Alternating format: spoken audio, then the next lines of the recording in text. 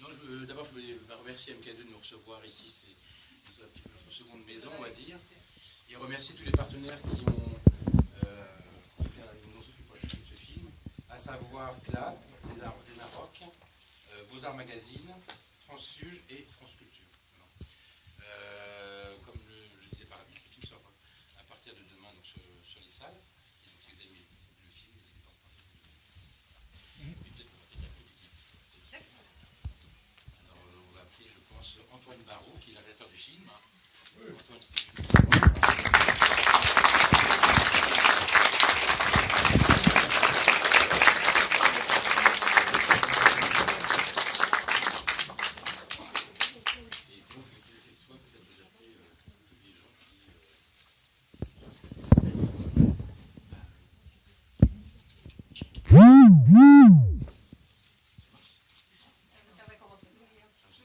Bertrand Bonello.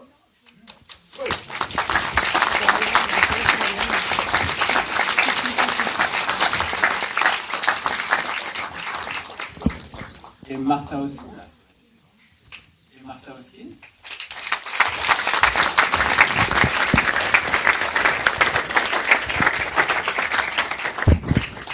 Déjà connu. Il est dans la salle.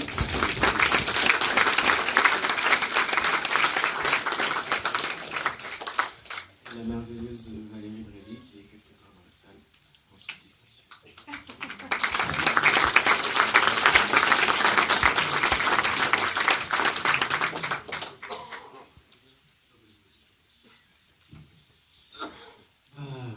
Nous y voilà. Ça a été très long. Et voilà, c'était fort, intense, parfois un peu décousu.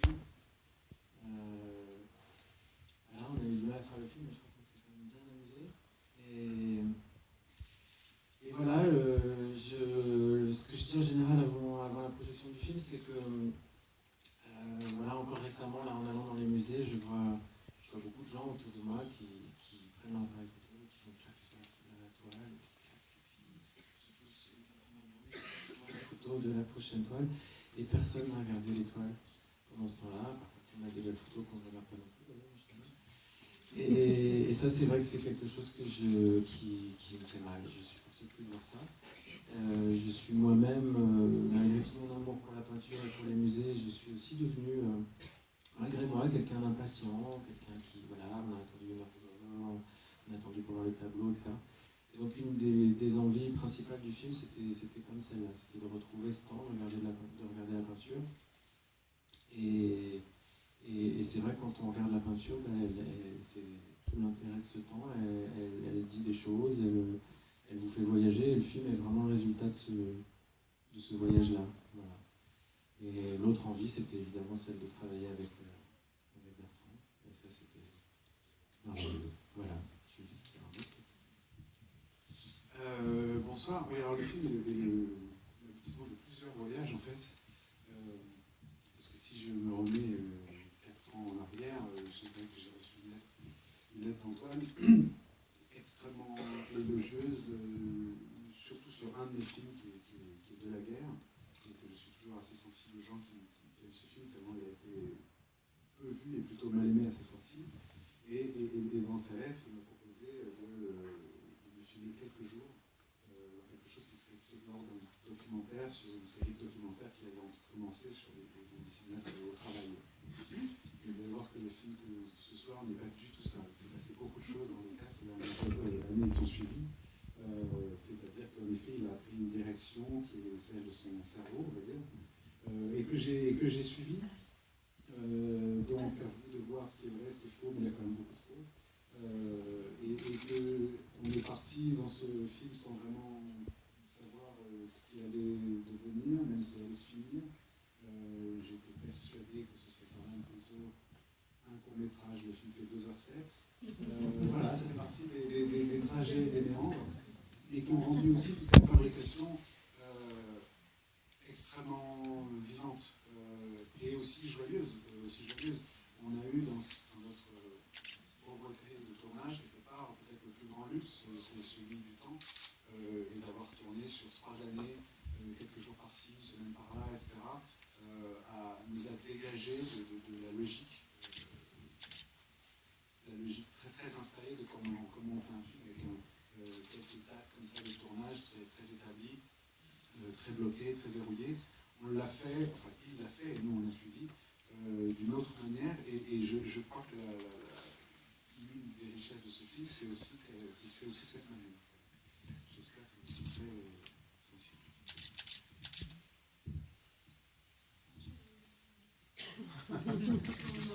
Antoine, juste tout simplement pas parce que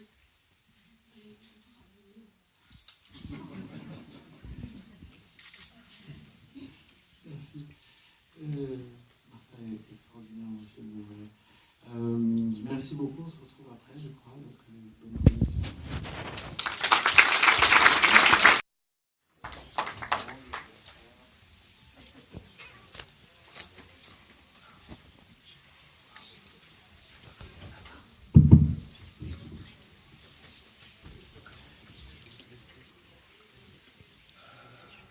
Alors, Bertrand Bonnet, Vincent Wang, le producteur, Antoine Parot, le chef opérateur, et donc Martin aussi.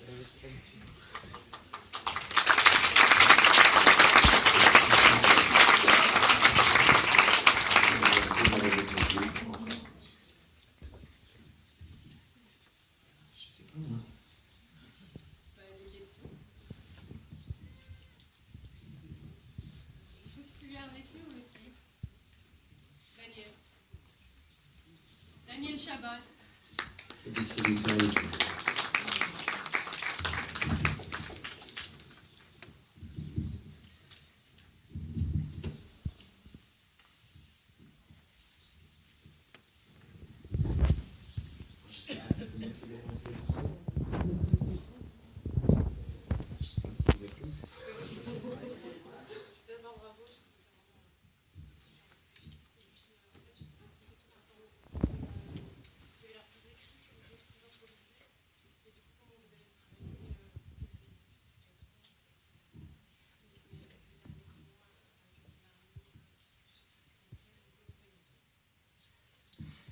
Il y a les deux en fait. Il y a des...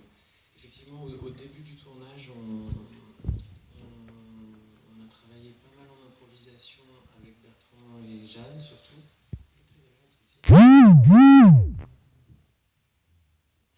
Et en fait, c'était surtout pour les scènes. Et tout était très écrit pour les autres scènes de peinture. Les autres scènes improvisées étaient celles avec le magnifique Nicolas Maury qui joue le jeune journaliste voilà, qui est allé bien plus loin que ce que j'imaginais, et qui m'a fait pleurer de rire. La fête, non, était relativement écrite. C'est tout, j'ai ce que je vais dire.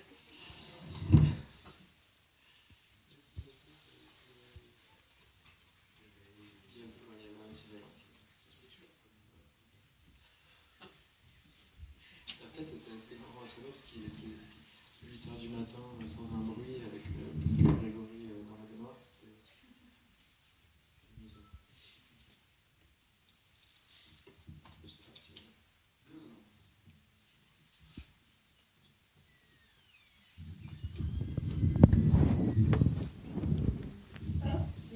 J'ai un micro. Je voulais dire que c'était un film extraordinairement autoritaire. Et d'autre part, pourquoi lui avez-vous mis une montre aussi atroce et complètement déplanante? Mais bon, ça n'a rien à voir avec le film. Hein. C'est juste une observation totalement marginale. Ouais. Pour entendre la voix. Je sais pas. La montre, c'est la sienne. Donc j'imagine qu'il a des goûts de chiottes, je sais pas comment dire. Ou alors c'est celle qui t'avait donné pour essayer. C'est terrible ce joueur. Non, c'est... Pardon. Ah, ouais. Qui d'autre que Daniel?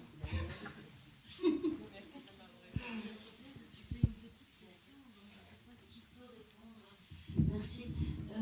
J'ai une impression pendant le film d'assister à des transformations, à des contaminations, à des choses qui passent de l'un à l'autre, hein, des personnages, ou peut-être pendant le tournage, entre les personnes qui interviennent pour créer quelque chose ensemble.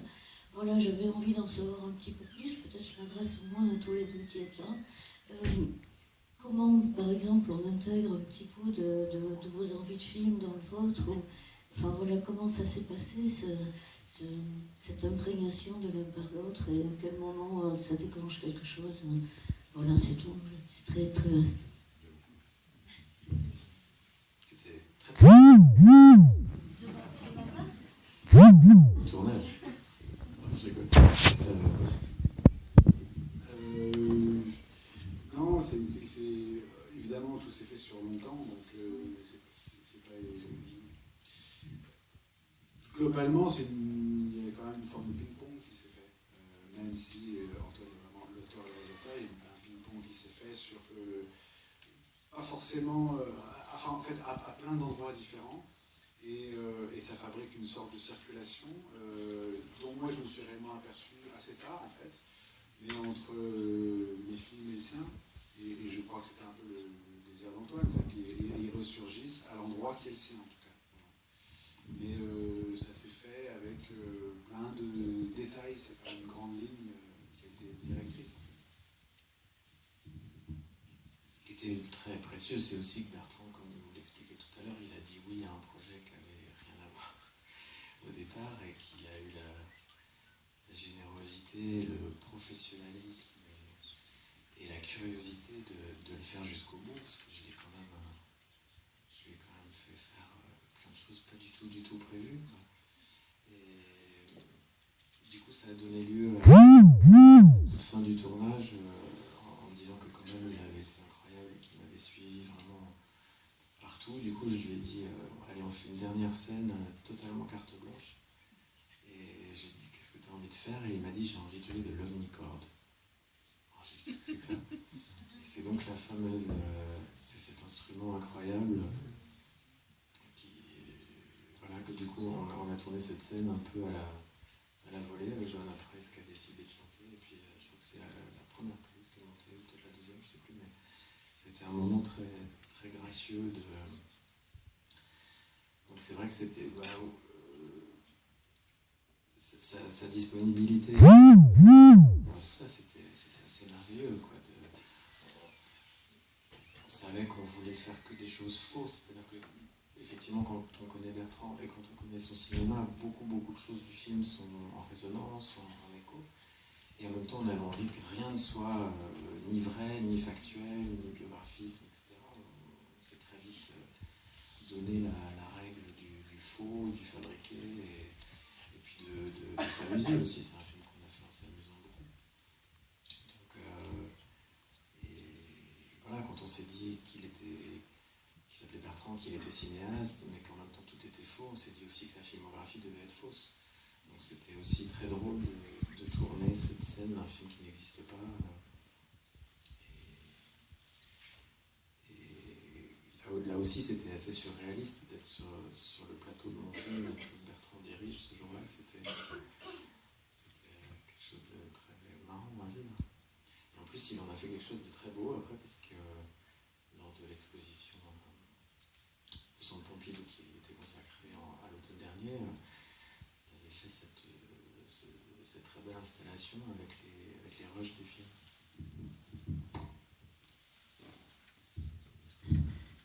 Oui, moi je voulais juste savoir en fait, mais ça répond à peu près à il n'y a aucun moment en fait dans la fabrication du film où tu avais une idée de ce que ça allait être au final, c'est-à-dire ça s'est construit au fur et à mesure et le film est vraiment apparu dans sa finalité qu'au montage, très certainement. Je sais pas, voilà. Oui, l'idée du film elle était quand même assez précise dans la mesure où je savais qu'il y avait toutes ces scènes articulées autour des musées et de la peinture, et aussi du travail d'un cinéaste.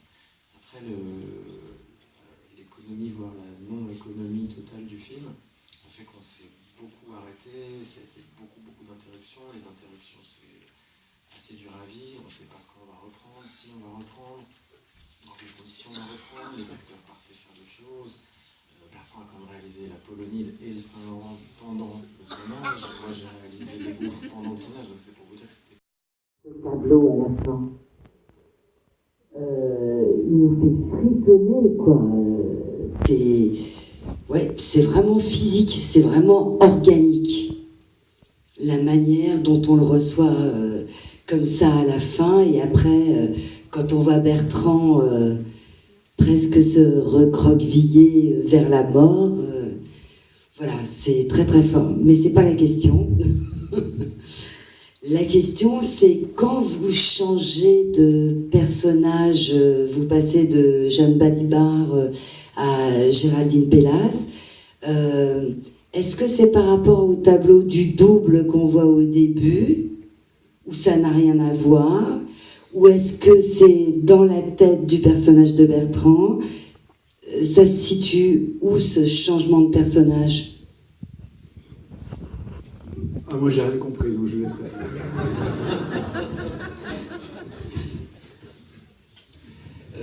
En fait, c'était antérieur au choix de certaines peintures. Donc, c'était vraiment une idée dès le départ, dès les premières versions de scénario, qu'après, j'ai un peu mis en doute. Il y a eu un moment pendant le tournage où j'ai eu envie finalement que le personnage de Célia soit joué par Jeanne Balibar jusqu'au bout, et puis l'envie est revenue parce que quand même c'est toujours plus rigolo d'être déraisonnable. Donc voilà, après c'était vrai aussi dans le film précédent, mais celui-là j'ai vraiment fait dans une inconscience, bon, relative, mais quand même, parce que pour plein de raisons. Déjà, moi j'admire beaucoup Bertrand, mais j'avais pas envie de me lever le matin en me disant oh là là, j'admire Bertrand, enfin, ça m'aurait complètement pétrifié. Donc j'étais très inconscient par rapport à ça. Je me dirigeais, parce que c'est dirigé. Et pareil pour la peinture. Enfin, quand tout d'un coup on est seul au Louvre devant un Caravage, bon, quand même, hein, moi c'était quelque chose de très très fort. Bon, j'essayais de vivre ça dans la plus grande inconscience possible, de juste suivre quelque chose de complètement animal, et voilà. Donc le personnage de Célia, c'était un peu la même idée aussi que j'ai. Mais du coup, maintenant, en revoyant le film et en ayant aussi les retours du public, je me rends compte de certains échos. Alors parfois j'ai l'air un idiot parce que ça paraît très évident, et moi je les découvre seulement maintenant, mais effectivement, j'avais pas forcément fait le lien entre les deux sœurs de Chasserio et le personnage de Célia. Le tableau final que vous citez, qui est un autoportrait de Léonce Pilliard, qui est un tableau extraordinaire, je trouve, n'était pas forcément prévu pour être le dernier du film. Il s'est trouvé qu'il y a un autre tableau que je n'ai pas pu filmer, qu'il y a une artiste flamande aussi dont j'aurais aimé filmer le travail et j'ai pas pu le faire. Et du coup, enfin pas du coup, mais il y a eu cette scène qu'on a fait donc, au musée d'Ostende, et je n'avais même pas vu dans mon choix de cette peinture. Voilà, et comme ce tableau, bon, le tableau est bien plus abîmé que toi, c'est vrai. Mais c'était en tout cas comme une vision très, très, très noire de ce qu'il ressent à ce moment-là. Et c'est des échos que je vois seulement maintenant, en fait. Enfin, que j'ai vu au montage, pour être honnête. Et certains que je découvre encore maintenant, mais voilà. C'est une petite question, en dehors du côté vision, passion, on va dire, entre guillemets. Avez-vous déjà pratiqué la peinture? Non, ça m'impressionne beaucoup. Je dessine, mais je ne peins pas. Oui. D'abord une impression, une question. Ensuite, l'impression, c'est ce film nous met dans un état second, comme là, comme le son. On est un petit peu comme dans un rêve, des moments de rêve. Et je pense la musique, je voudrais vous parler de la musique, c'est un peu comme un personnage, des personnages, on a appuyé sur les scènes et qui ont l'air d'avoir une certaine importance dans le montage, dans la manière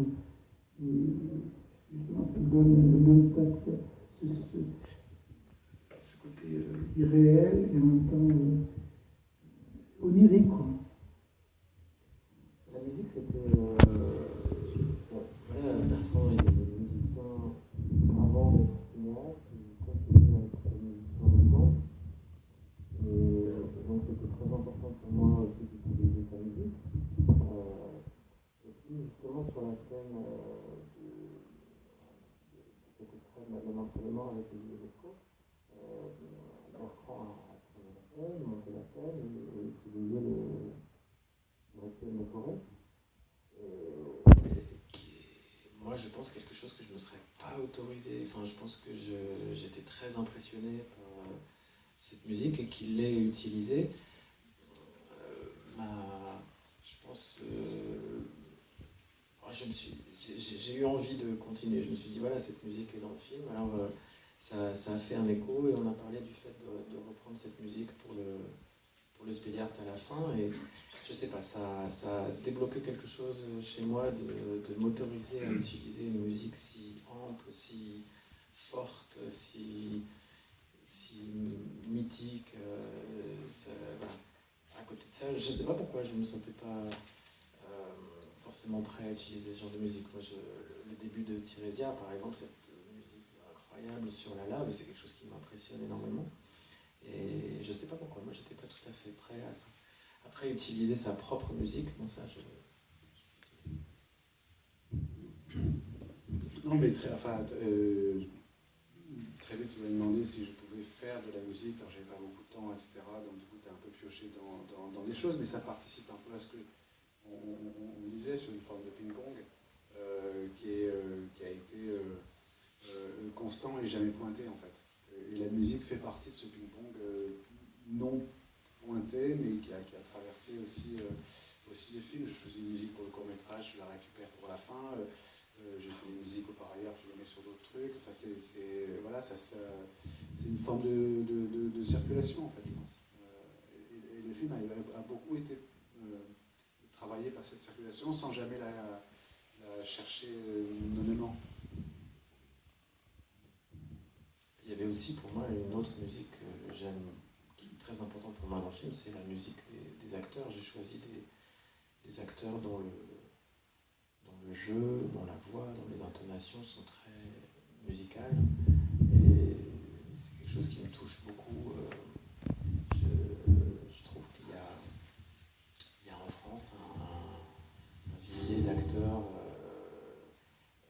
je trouve extraordinaire, d'acteurs qui ne sont pas du tout sur le réalisme, sur le naturalisme, sur je sais pas, un jeu à la méthode, ou je sais pas, et qui ont voilà, évidemment Jeanne Balibar, Nicolas Maury, Pascal Grégory, mais pas seulement. J'aime beaucoup cette musique très miraculeuse de leur voix. Je ne sais pas comment ça marche. Voilà, et je trouve ça très beau.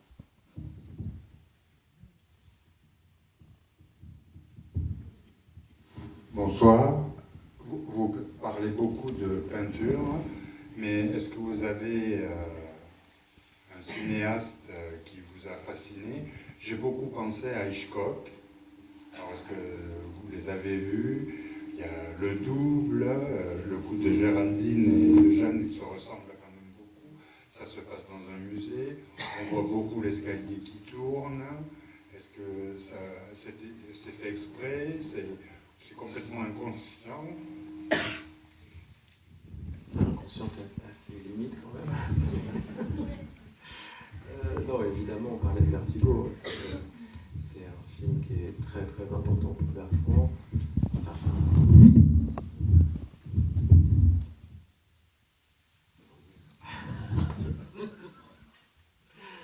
C'est un film important pour tout le monde, Vertigo, je pense. Mais ça, c'est pareil, ça fait partie des choses. Bon, je pense que c'est pas la peine d'en rajouter. Je pense c'est pas la peine